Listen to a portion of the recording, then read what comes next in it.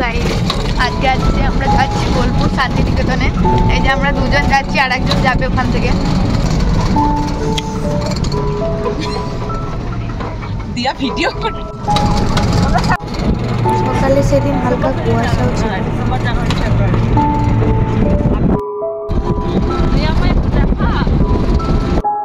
এই যে আমরা চলে এসেছি মন্তেশ্বরে।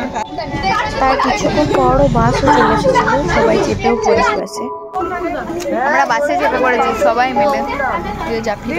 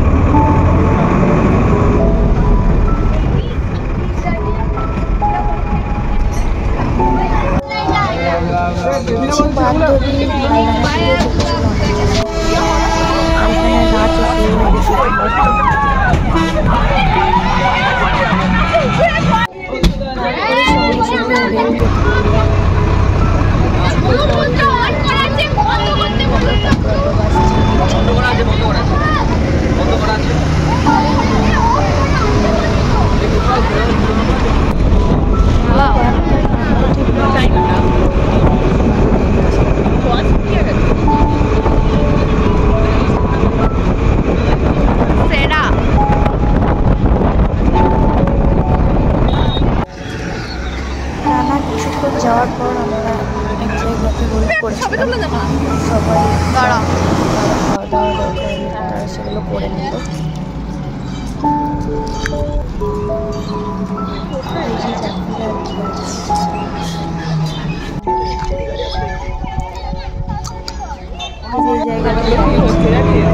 তারপর আবারও বাস ছেড়ে দেবো।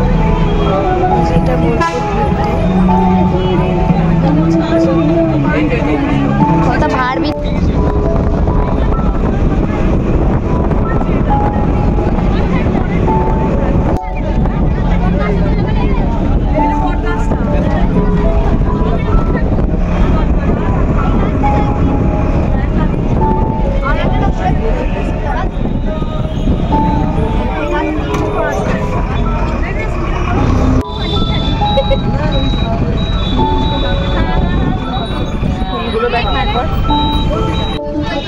এই যে এই জায়গাটাতে আমাদের বাসটা পার্কিং করছিলাম,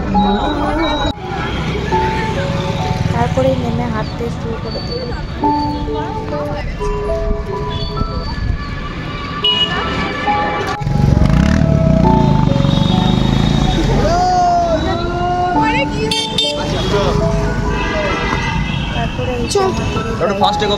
তারপর তোমরা ছবি তোলো যাতে তোমাদের সুবিধা, নাহলে কিন্তু এফআইআরে গোড়া হবে। সব কটা ফেল করলে একটা পাস করতে পারলে না। শান্তিনিকেতন রবীন্দ্রনাথের তৈরি নয়, রবীন্দ্রনাথের পিতা মহর্ষি দেবেন্দ্রনাথ। আর বিশ্বভারতী তৈরি রবীন্দ্রনাথ। শান্তি ও বিশ্বভারতী দুটো আলাদা। আমরা এটা একটু শেষ সীমানায় দাঁড়িয়ে আছি। এই জায়গাটির নাম হচ্ছে তিন পাহাড়ি। রবি ঠাকুরের পিতা মহর্ষিদেব 1862 খ্রিস্টাব্দে 20 বিঘা জমি একতলা বাড়ির সমেত বোলপুর শহর থেকে 10 কিলোমিটার দূর রায়পুর গ্রাম লর্ড সত্যেন্দ্র এসপি সিনহার নিকট আত্মীয় ভুবনমোহন সিনহার কাছ থেকে 16 আনা অর্থ দিয়ে আলিপুর কোর্টে রেজিস্ট্রারি করে মানে ঈশ্বর উপাসনা করতেন। ও এখান থেকে 2 কিলোমিটার দূর খোয়াই নদী, যেটাকে আমরা বলছি সোনাঝুরি হাট, ওই খোয়াই নদীর থেকে পাঞ্জাবির আঁচলে করে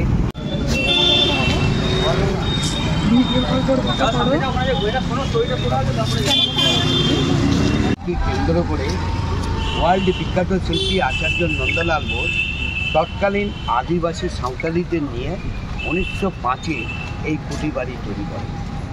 আর এই বাড়িটার মধ্যে আমাদের 3টে রুম আছে, এর ভিতরে একটা বারান্দা। এই বাড়িতে বসবাস করে গেছেন ব্রাহ্ম ধর্মের সমাজে দীক্ষিত বাংলার ডিপার্টমেন্ট হেড তেজেশ চন্দ্র মহাশয়। অল ফ্যামিলি নিয়ে এই বাড়িতে বসবাস করেন। রবি ঠাকুর তালগাছকে কেন্দ্র করে বাড়িটার নাম দিলেন তাল ও ধ্বজ। ধ্বজ মানে ব্যানার, পতাকা। এই বাড়িটাকে কেন্দ্র করে 1905-এ বঙ্গভঙ্গ আন্দোলন শুরু হয়েছিল। জাতীয় সঙ্গীত জনগণ মন এই বাড়িটাকে কেন্দ্র করে ওরা না করলে বাড়িটা থাকবে না। আর এই বাড়িটা এখন বর্তমানে ব্যবহার করা হয় বয়স্ক শিক্ষিকা যারা রিটার্ন নেন, প্রতি শুক্রবার মঙ্গলবার পাঠভবনের ছাত্রীদের যারা উত্তরীয় বাটিকের কাজটা এখানে শিক্ষা দেওয়া হয়। এখন এটার নাম হচ্ছে কারু সংঘ, যেহেতু কারু কার্য। বুঝতে পারলে বাড়িটা তো লাগাবো। আর অনেক জায়গা দেখতে হবে, আমরা একটা জায়গাতেই দাঁড়িয়ে গেলে ওই জায়গাটায় পড়াশোনা অর্থাৎ হচ্ছে যারা রাজা রামমোহন রায়, কেশব সেন, দেবেন্দ্রনাথ, এনাদের ছিল ব্রহ্মধর্মের সমাজে দীক্ষিত, কোনো মূর্তি বিশ্বাসী নয়। সর্বধর্ম সব উন্নয়নকে কেন্দ্র করে রবি ঠাকুরের পিতা মহর্ষিদেব এটা ভিত পুজো করেন 1890 সালে। তারপর উনি অসুস্থই পড়ে গেছিলেন। এটা কমপ্লিট করেছিলেন রবি ঠাকুরের বড় দাদা, ওনার নাম ছিল দ্বিজেন্দ্রনাথ ঠাকুর। 1891 সালে এটা কমপ্লিট হয়। এই গ্লাসগুলো হচ্ছে সব বেলজিয়াম, মেজর হচ্ছে marble tiles Italian, all texture হচ্ছে মেটাল ইংল্যান্ড। তৎকালীন এটা খরচা হয়েছিল 15,000 টাকা। এখন 15 লাখ টাকা দিলে ক্যারিং খরচা উঠবে না, তৈরি পরে হবে। আর এখানে আমাদের যে মূর্তি পুজো হয় না, তাহলে আমাদের এখানে কি পুজো হয় বলা যাবে? তাড়াতাড়ি তাড়াতাড়ি তাড়াতাড়ি তাড়াতাড়ি এসো।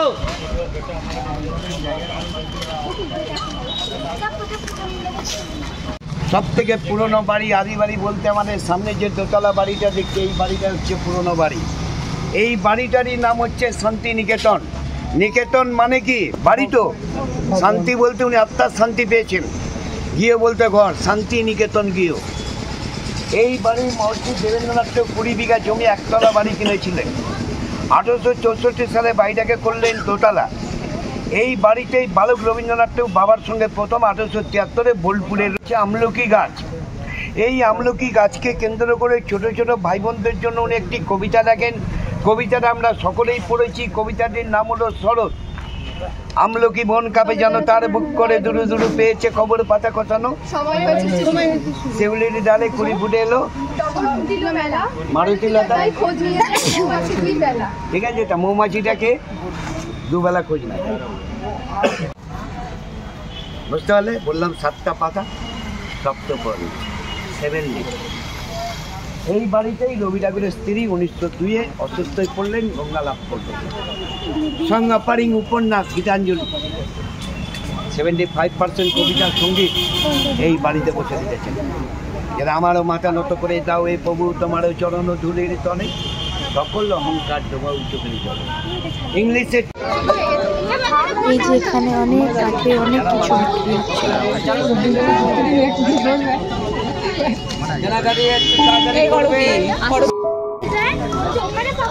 এই যে ওকে দেখেই যাচ্ছি, ওর কোনো সাল নেই।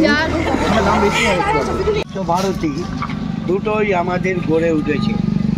এই ছাতিমতলা যদি না থাকে, শান্তিনিকেতন বিশ্বভারতী বলতে কোনো বস্তু নেই। রবি ঠাকুরের পিতা মহর্ষিদেব 1843 সালের 23শে ডিসেম্বর বাংলা 7ই পৌষ বুধবার রামচন্দ্র বিদ্যাবাগীদের কাছ থেকে ব্রহ্মধর্মের সমাজে দীক্ষিত হয়েছিলেন। ধর্মের প্রচারে জেলায় জেলায় ঘুরেছিলেন 20 বছর। ওনার জীবনে কোথাও গিয়ে উনি আত্মার শান্তি পাননি। সড়কে নেমে সাধক বামদেবের সাথে সাক্ষাৎ করলেন। বামাকে গিয়ে ওনার মনে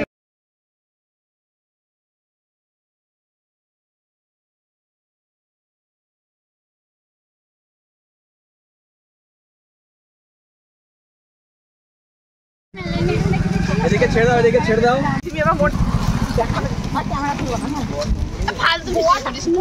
বসন্ত 2025। বাপরে, তো পয়সার ব্যাগ, আমার ব্যাগ ভারী হয়ে গেল। ওই জন্য মানুষের অত পয়সার গরম। দাসের দেশ, নটির পূজা, বাল্মীকি প্রতিভা, কীর্তির নাটক যেগুলো করে গেছে, সমস্ত কীর্তির নাটক সারা বছর অনুষ্ঠান নাটক কেন হয়। ডান দিকে দেখো ওপেন স্টেজ, গ্রীষ্মকালে অনুষ্ঠান স্টেজ ফলো করেছো। এটা 1924 সালে বাড়িটা তৈরি, রবি ঠাকুর বেঁচে থাকি। আর ডান দিকে দেখো একটা গোল আকারে বাড়ি। এই বাড়িটা হচ্ছে ইগলু অর্থাৎ হচ্ছে বরফের দেশের বাড়ি। রবি ঠাকুর সব দেশ ভ্রমণ করলেন, হিমালয়ে যাননি, এখানে পর্বতে সোনার কাছে ছিল না। নিচে আবার কুকুর নালে সিঁড়ি চেক আছে।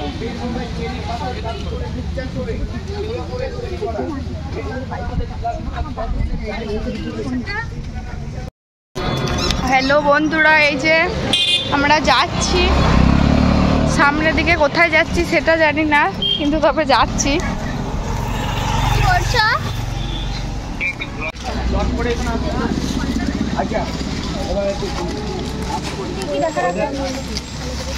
সামনে যে বাড়িটা দেখছি ইনি হচ্ছেন অমর্ত্য সেন। ওনার মা ছিলেন এখানে অমিতা সেন আশ্রম কন্যা, ওনার পিতা ছিলেন আশুতোষ সেন এখানকার শিক্ষক, ওনার দাদু ছিলেন ক্ষিতিমোহন সেন এখানকার প্রিন্সিপাল।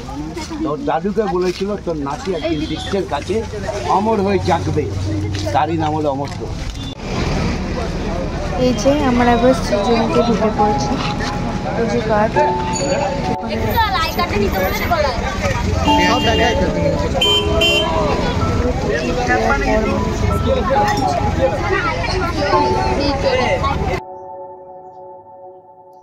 এই যে ঢুকেও পড়েছি সবাই মিলে।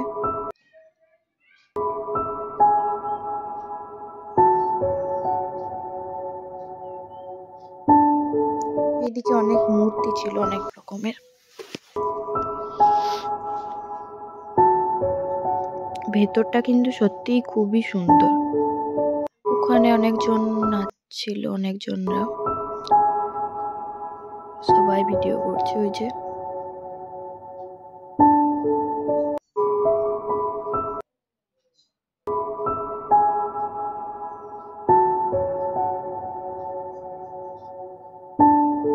এই যে তারপরে ঢুকে পড়লাম এই দিকটাতে। এদিকে সামনে দুটো কি সুন্দর পুতুল ঝোলানো ছিল। তারপরে ঢুকে পড়লাম এইখানে। চারিদিকটা শুধু দেখো এত সুন্দর, আর চারিদিকে এত ফুল, বাপরে।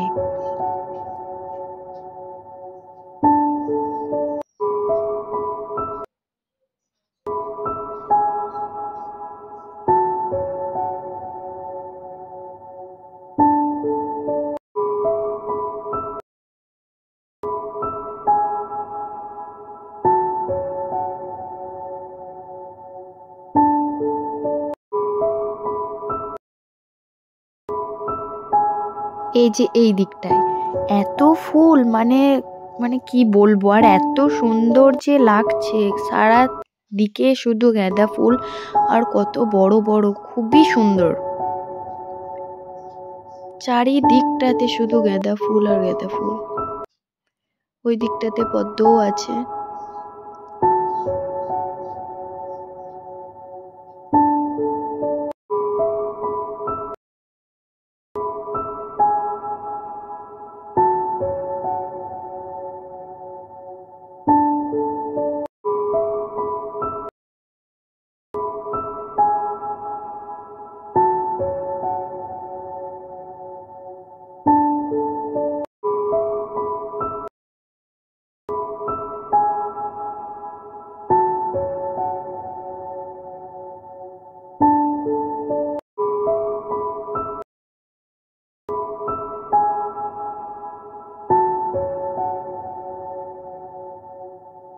এই যে তারপর মেলাতেই চলে এসেছিলাম। কত যে জিনিস বিক্রি হচ্ছে, কত হার, তারপরে কত রকমের জিনিস বিক্রি হচ্ছে। এই যে পুরো মেলাটা দেখিয়ে দিলাম।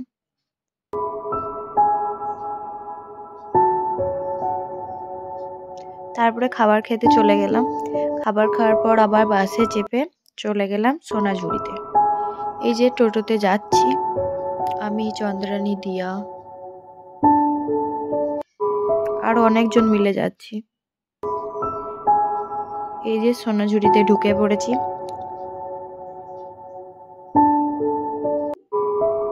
চারিদিকে কত জিনিস বিক্রি হচ্ছে, আর কত বড় জায়গাটা। আমরা শুধু এদিক ওদিক সেদিক করে ঘুরে বেরিয়েছি।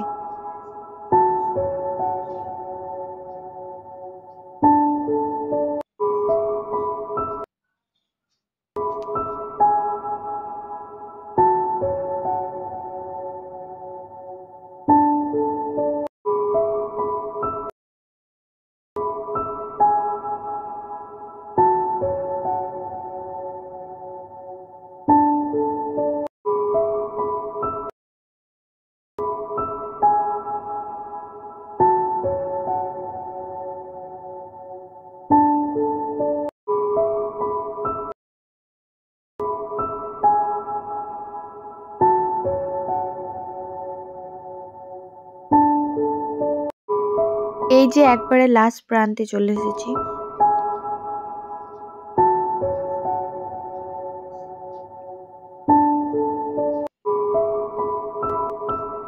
শকুন্তলার ভিলেজ রিসর্টের সামনে।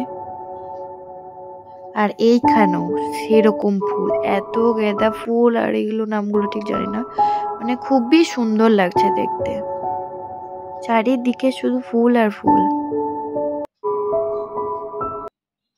বন্ধুরা এবার আমরা বাড়ি যাব। এই যে জাপিরা একটু হাই করে দে, হাই কই দেখতে পাচ্ছি।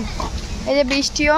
এবার আমরা সোনাঝুরি থেকে বাড়ির পথে রওনা দেবো, তবে একটু ঘুরতে বেরিয়েছি, একটু ঘুরে নিই, তারপরে টাটা বাই বাই।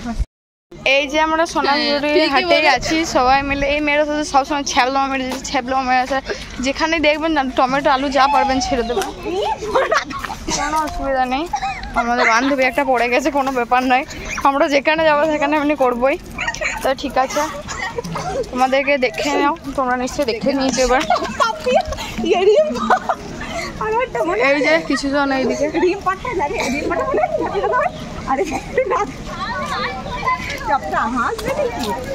তো ঠিক আছে চলো। তো আমাদের সোনাঝুরি ঘোরা কমপ্লিট। এই যে এখানে দুজন দাঁড়িয়ে আছে, মাথা পাগল করে দিচ্ছে, তো হাসার কিছু নেই। এবার আমরা বাড়ির পথে রওনা হব। এরা সম্মান তালে হেসে যাচ্ছে। তো এই যে আমরা দুজন আপাতত এখন টোটোতে আছি, বাকিগুলো এই যে দুজন না মস করা মেরে যাচ্ছে, কোনো কাজ ধান্দা নাই। বললাম কামরাঙা কিনে দেওয়ার জন্য দিল না, হাটে এসেছি। হাটে এসেছে ওরা। কিছু কিনলি কি না গো? ও তো 1 নম্বরের কিপটেও কিনবে না, সেটা জানা কথা। বললাম কামরাঙা কিনে দেওয়ার জন্য, সেটাও কিনে দেয়নি।